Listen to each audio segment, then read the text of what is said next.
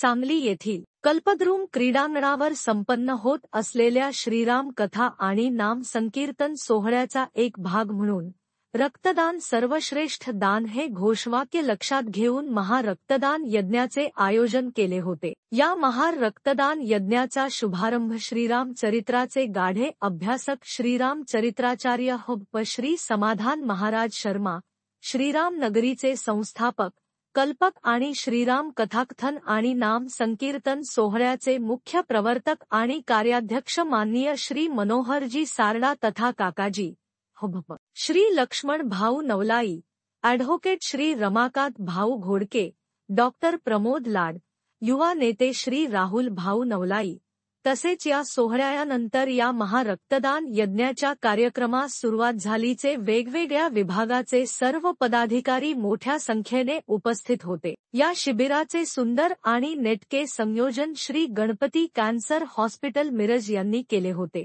यावेळी सर्व रक्तदात्यांना त्यांचा रक्तगट काढून देण्यात आला। त्याचप्रमाणे त्यांना भेटवस्तू आणि प्रशस्तीपत्र देऊन गौरविण्यातही आले। याप्रसंगी आमच्या वृत्तवाहिनीशी बोलताना या राम कथा आणि नाम संकीर्तन सोहळ्याचे कार्याध्यक्ष श्री मनोहर सारडाजी म्हणाले,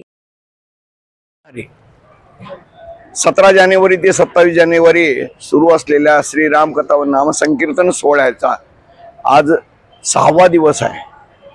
आज ब्लड डोनेशनने सकाळी 9 ते 12 या वेळेमध्ये सुरुवात झाली। अत्यंत संपूर्ण शहरामध्ये ब्लड डोनेशनचे कार्यक्रम सुरू असताना देखील जवळजवळ 61 लोकांनी आज आपल्या इथं ब्लड डोनेशन केलेलं आहे। त्या सर्वांना समितीतर्फे धन्यवाद। या कार्यक्रमाच्या मध्ये एक थोडासा बदल झालेला आहे। 26 तारखेला दुपारी जो नेहमीप्रमाणे 2:30 ते 6 जी श्री समाधान महाराज शर्मा यांची कथा रामकथा होणार होती, त्या कथेमध्ये थोडा वेळेत बदल केलेला आहे। सकाळी आपण 10 ते 2 अशी वेळ केलेली आहे, कारण त्या दिवशी संध्याकाळी जर उशीर झाला समाप्तीला तर रात्रीच्या कीर्तनाला थोडासा वेळ जातो। त्यामुळे महाराजांनीच विनंती केली आहे की मी देखील आता अनाउन्समेंट करतो आणि दुसरी त्या दिवशी संध्याकाळच्या सत्राच्या ऐवजी सकाळच्या सत्रामध्ये कथा करूया। त्यामुळे हरिपाठ हा संध्याकाळी होईल आणि कथा ही सकाळच्या सत्रात होईल।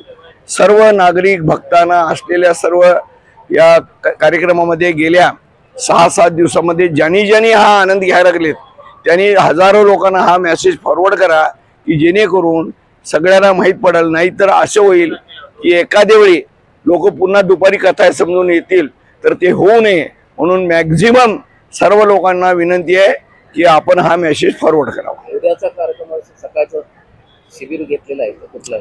हा, अत्यंत महत्त्वाची म्हणजे सर्व नागरिकांना आणखी एक नंबर विनंती आहे की आपले डॉक्टर किल्लेदार यांच्या मार्गदर्शनाखाली उद्या सकाळी 9 ते 1 हा नेत्र तपासणी व त्यानंतर त्यांना औषधं व त्यानंतर त्यांना लागणारा चष्मा, एखाद्या व्यक्तीला जर ऑपरेशन देखील करायचं असेल तर ते आपल्या समितीतर्फे या डोळ्यांच्या बाबतीत विकार असलेल्या सर्वांना फ्री ऑफ चार्ज केलं जाईल। उद्याला ज्यांना हा त्रास आहे किंवा ज्यांना डोळे तपासणी करायची आहे, त्यामुळे सर्व नागरिक भक्तांना विनंती आहे की उद्याला ह्या उपक्रमाचा आपण सगळ्यांनी लाभ घ्यावा।